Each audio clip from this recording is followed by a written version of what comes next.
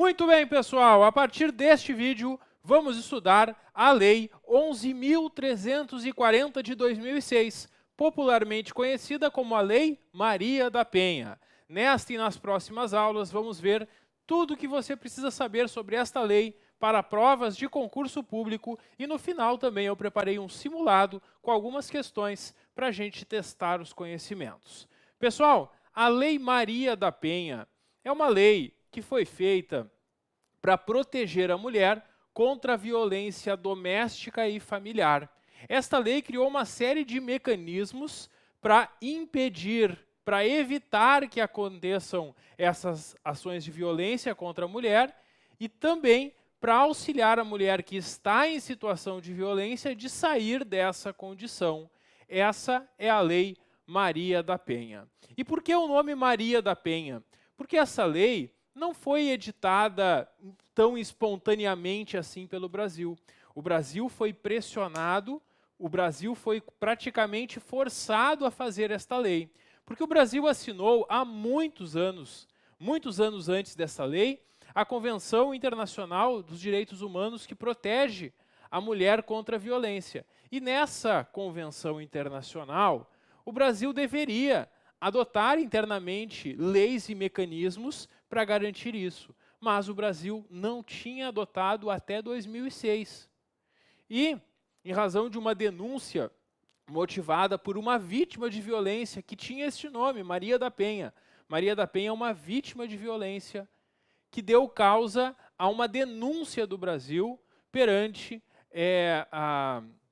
a Convenção Internacional de Direitos Humanos, e lá eles entenderam que o Brasil deveria fazer o quanto antes esta lei, e o Brasil foi comunicado para tomar providências. E o Brasil, finalmente, tomou as providências e fez a Lei Maria da Penha para trazer essa proteção para a mulher contra a violência doméstica e familiar.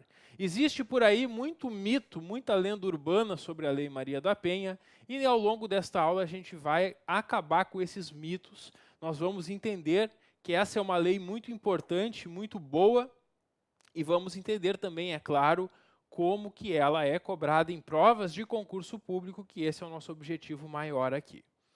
Bom, pessoal, inicialmente, o artigo 1º, trazendo disposições preliminares sobre a Lei Maria da Penha, simplesmente apresenta ela.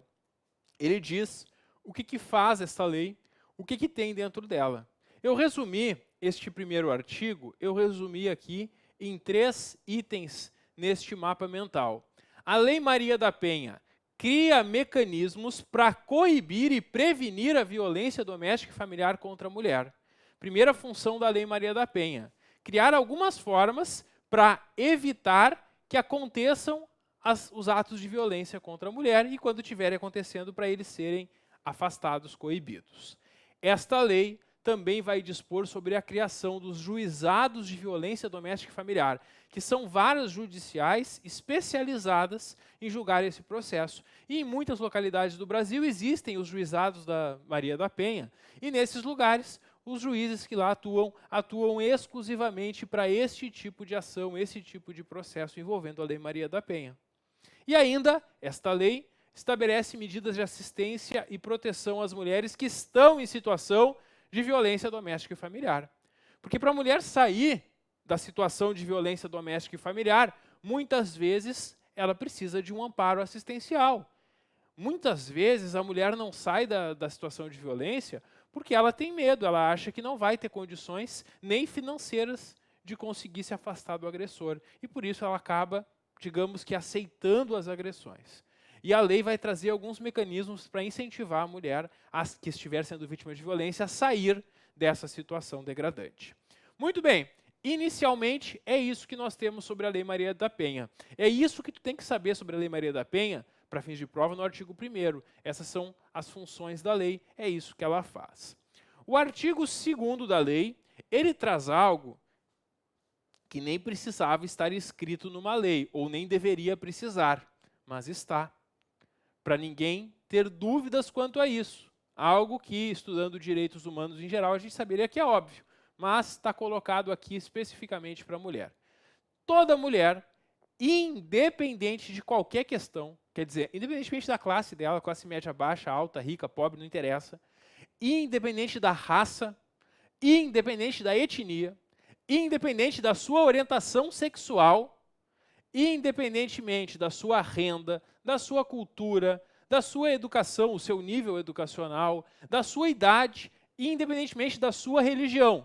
Quer dizer, toda mulher, independentemente de qualquer preconceito, toda mulher goza dos direitos fundamentais inerentes à pessoa humana, sendo-lhe asseguradas oportunidades e facilidades para viver sem violência, preservar sua saúde física e mental e também o seu aperfeiçoamento moral, intelectual e social.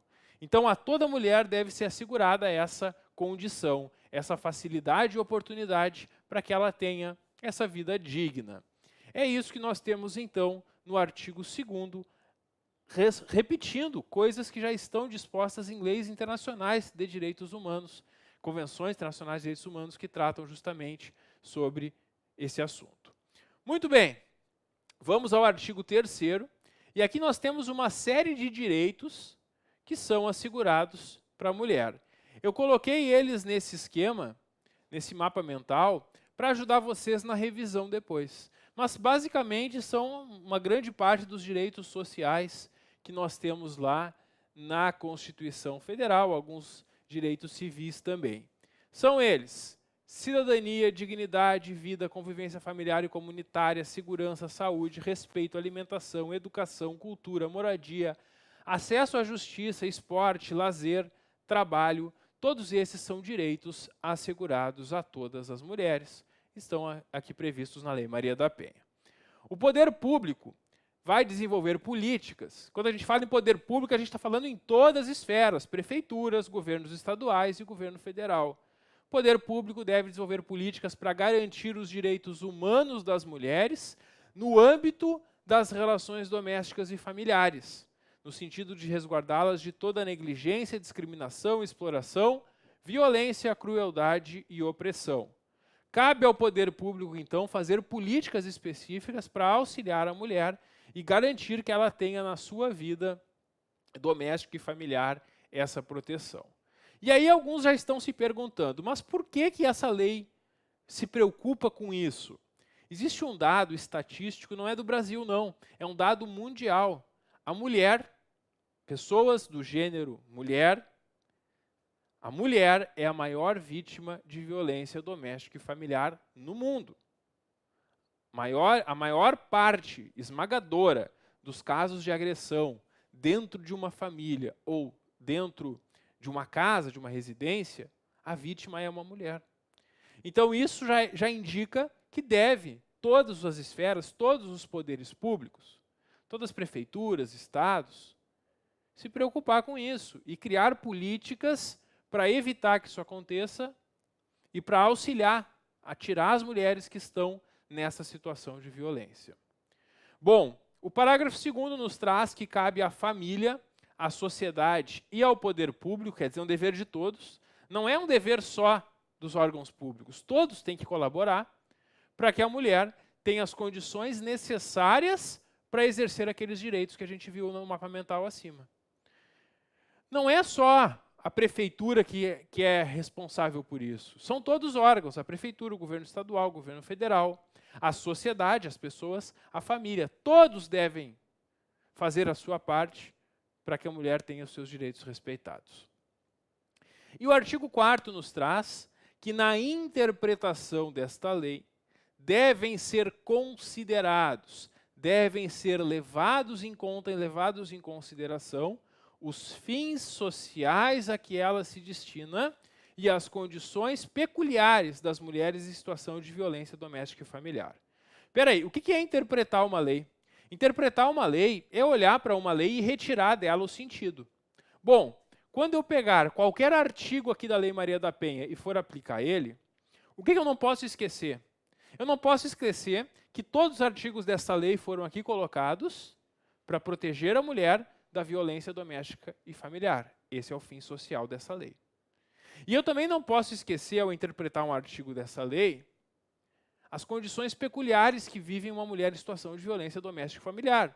Uma mulher que vive constantemente ameaçada, constantemente com medo, que pode ter problemas financeiros e não ter condições financeiras por conta própria de sair da situação. Tudo isso tem que ser levado em conta quando vai se interpretar essa lei. Porque eu não posso utilizar um artigo desta lei contra a mulher que é vítima de violência. Essa lei está para tirar a mulher da situação de violência, auxiliar ela. Eu nunca vou poder interpretar um artigo dela contra ela e a favor do agressor, por exemplo. Então é isso que nós temos aqui no artigo 4º. Até aqui estamos em assuntos introdutórios que podem e já apareceram em provas de concurso, mas não são muito cobrados como outros que a gente vai ver. Neste exato momento, a gente entra no artigo 5º, que é um dos artigos mais cobrados em provas de concurso sobre a Lei Maria da Penha. Aqui, atenção redobrada, triplicada, muita atenção agora. A gente vai ver onde que pode acontecer essa violência contra a mulher. Porque uma coisa é importante a gente já saber desde já. Nem toda violência contra a mulher é protegida pela Lei Maria da Penha. Por quê? Porque esta lei não é uma lei que protege simplesmente o gênero feminino de uma forma geral. Ela protege o gênero feminino, o gênero mulher, nas relações domésticas e familiares. Então essa lei está preocupada em proteger aquela mulher que está sendo vítima de alguma espécie de violência na casa onde ela mora, por uma pessoa da sua família, mesmo que não more na mesma casa, ou numa relação íntima de afeto, um namoro, uma relação, uma união estável, um casamento. Se numa dessas situações a mulher está sendo vítima de violência, esta lei vai atuar para proteger essa mulher. Porque é para isso que foi feita esta lei. Então, se há uma briga de trânsito, que não tem nada a ver com família, residência e relação afetiva, há uma briga de trânsito que uma mulher é vítima de violência. Essa lei não pode fazer nada, porque ela não foi feita para isso. Claro que é crime uma agressão a uma mulher no trânsito. E isso é um crime de lesão corporal, protegido lá no Código Penal. Mas não é com isso que se preocupa essa lei. Essa lei, ela se preocupa em proteger a mulher que é vítima de violência doméstica e familiar. E para isso nós temos que entender o que é a violência doméstica e familiar, quando que ela vai estar caracterizada. O artigo 5º vai nos explicar que, para os efeitos desta lei, configura violência doméstica e familiar contra a mulher qualquer ação ou omissão, um fazer ou um não fazer, baseada no gênero. O que é baseada no gênero? Baseada no fato da vítima ser mulher. Uma cultura machista que muitas vezes caracteriza esse comportamento. Então, é quando a mulher, na sua família, na sua casa ou na sua relação afetiva, é vítima de uma violência pelo fato de ser mulher, baseado no gênero mulher, que lhe cause morte, lesão, sofrimento físico, sexual ou psicológico e dano moral ou patrimonial. E aqui a gente já começa a entender que esta lei não se preocupa somente com a violência física, porque existem muitas formas de violência que são praticadas contra a mulher no âmbito doméstico e familiar. Essa lei protege a mulher de todas elas, não somente da violência física, que geralmente é a primeira que se pensa quando se fala na Lei Maria da Penha, mas não é somente isso. Bom, aí nós temos aqui, na sequência, quais são os lugares onde pode acontecer essa violência. São eles: a unidade doméstica é a casa onde a mulher mora, compreendida como espaço de convívio permanente de pessoas, com ou sem vínculo familiar, porque numa mesma casa podem morar pessoas que são parentes ou que não são, isso não faz diferença. Inclusive esporadicamente agregadas, inclusive alguém que está ficando na casa por alguns dias. O agressor pode ser alguém que mora na casa, alguém que está passando uns dias na casa, seja familiar ou não da vítima. Já é violência doméstica. A violência familiar é compreendida como a comunidade formada por indivíduos que são ou se consideram aparentados, porque muitas vezes as pessoas não são parentes consanguíneos, mas se consideram familiares, já é considerado família para esses fins. E isso nos diz aparentados ou unidos por laços naturais, por afinidade ou por vontade expressa. E também em qualquer relação íntima de afeto, na qual o agressor conviva ou tenha convivido com a ofendida, independentemente de coabitação. Independentemente de coabitação.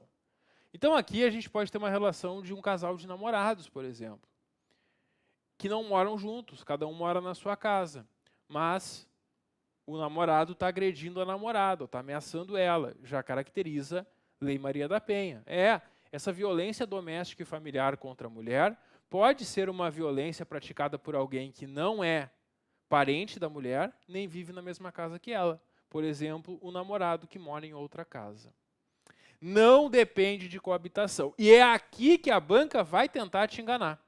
A banca vai dizer na prova que essa situação depende de coabitação. Não. Relação íntima de afeto, uma relação de namoro, por exemplo, não depende de coabitação para caracterizar a violência contra a mulher. Muito bem. E as relações desse artigo independem de orientação sexual. O que eu estou dizendo aqui? Não interessa a orientação sexual da vítima ou do agressor. Não interessa se a mulher é homossexual, heterossexual, pansexual, ela pode ser o que ela quiser. Isso não interessa. Não faz diferença. Se uma mulher está sendo vítima de violência doméstica e familiar, não importa. Não importa a orientação sexual, nem poderia importar. Então é isso que nós temos aqui. O artigo 5º mostra claramente, então, quais são os 3 lugares, os 3 espaços que a mulher pode ser vítima de violência, as 3 situações. Na sua casa, na sua família ou numa relação íntima de afeto, independentemente de coabitação. Muito bem. E a violência doméstica e familiar contra a mulher constitui uma das formas de violação dos direitos humanos. Claro, esta é uma norma propriamente de direitos humanos, que protege as mulheres contra a violência doméstica e familiar. E essa violência, então, é uma violação de direitos humanos. Muito bem, este artigo 5º aqui cai muito em prova, muito importante saber. Poucos artigos são mais cobrados que ele. E um deles, que é um dos mais cobrados também, é o artigo 7º. O artigo 7º, ele traz as formas de violência. Ele diz o que é a violência física, o que é a violência psicológica, o que é a violência sexual, a violência patrimonial e a violência moral. Ele explica cada uma dessas formas de violência. Bom, eu resumi para vocês nesse mapa mental, porque é muita coisa para ficar lendo e revisando, e aí quando vocês pegarem para revisar esse conteúdo, vocês vêm direto nesse mapa mental e vocês vão ver aqui as 5 formas de violência contra a mulher. Começando com a violência física. Essa é a violência mais comum, que todo mundo sabe o que é. A mulher vítima de uma agressão física. É algo contra a sua integridade ou a saúde corporal. Essa violência física é bem fácil de identificar. Violência psicológica. Nesse caso, o agressor não agride fisicamente a vítima. E esse agressor ainda vai dizer, eu nunca encostei um dedo na minha mulher. Mas ele causa, pelas suas condutas, causa um dano emocional à mulher vítima. Isso é uma violência. O dano emocional, causando diminuição da autoestima da mulher, por meio do controle das suas ações, comportamentos, crenças e decisões. E aí, a mulher se sente de uma forma até presa naquela relação, naquela situação, e por essa pressão psicológica, por esse controle constante das suas ações, ela começa a deixar de fazer coisas ou fazer coisas que não quer, porque está sofrendo essa violência psicológica e muitas vezes não está nem percebendo que está sendo vítima da violência. Isso é uma violência que esta lei também vai proteger. Então não é só a violência física, tem também a violência psicológica, tem também a violência sexual. A violência sexual envolve o famoso crime de estupro, quando a mulher não quer ter uma relação e é forçada, uma relação sexual não desejada. Ou ainda, também é considerado violência sexual quando a mulher é impedida de usar método contraceptivo. Às vezes não é nem o cônjuge, o companheiro que faz isso. É a família. A família, por algum dogma religioso, diz que a mulher não pode usar e proíbe a mulher de usar contraceptivo e ela acaba, talvez, até engravidando contra a sua vontade. Proibir a mulher de usar contraceptivo é uma violência sexual. Também é uma violência sexual a prostituição, explorar a mulher para a prostituição, forçar um matrimônio, um casamento não desejado, gravidez ou aborto forçado, tudo isso caracteriza a violência sexual. Temos ainda a violência patrimonial. Aqui, a violência, ela atinge objetos que pertencem à vítima, a mulher, instrumentos de trabalho, documentos, bens, valores e direitos e recursos econômicos. Essa é a violência patrimonial. Aqui, por exemplo, o agressor vai lá e destrói ou esconde a carteira de trabalho da mulher para a mulher não poder trabalhar, não conseguir emprego. Ele some com os documentos para a mulher não ter condições de sair daquela, entre aspas, prisão que vive com esse agressor. Aí a mulher tenta fazer um negócio por conta própria, monta um ateliê, uma oficina em casa, e o agressor vai lá e destrói todos os equipamentos de trabalho para a mulher não trabalhar, para a mulher não conseguir a sua independência. Esse tipo de violência é a violência patrimonial, contra objetos, instrumentos, documentos e bens da mulher.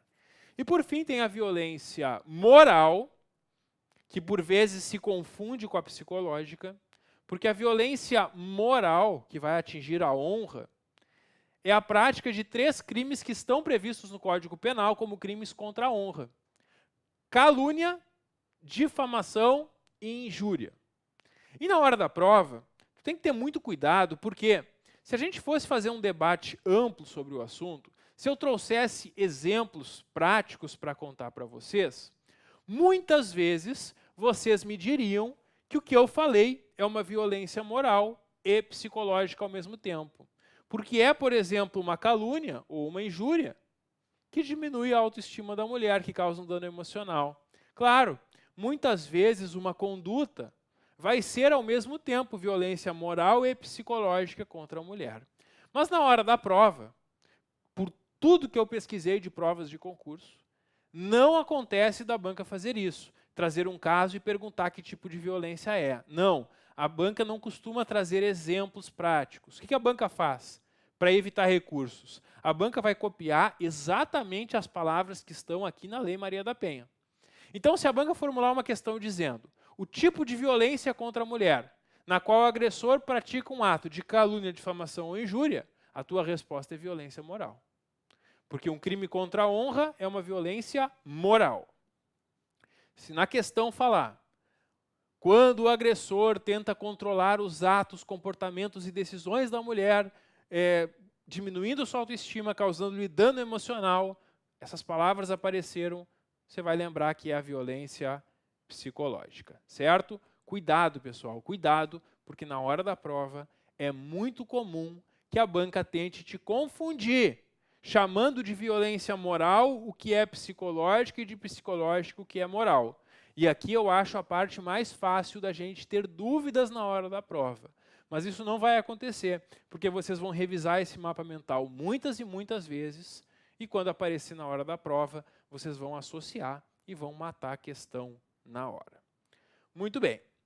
É isso que nós temos então nesse artigo 7º. E neste momento a gente viu aqui 2 artigos muito cobrados em provas de concursos públicos, que são os artigos 5º e o artigo 7º. Eles caem muito em prova. Tem mais alguns que eu vou mostrar para vocês ao longo da aula, mas até aqui esses 2 são, sem dúvida, os mais importantes para revisão, os mais importantes para a prova. Vocês já vão anotar aí no material de vocês, já vão colocar um asterisco, lembrando que tem que estudar e revisar muitas e muitas vezes, principalmente quando chega perto da prova, para que fique tudo na tua memória recente. Muito bem, pessoal, com isso concluímos nosso primeiro vídeo sobre a Lei Maria da Penha. Próximo vídeo eu volto para a gente continuar estudando os artigos aqui da lei. Até logo!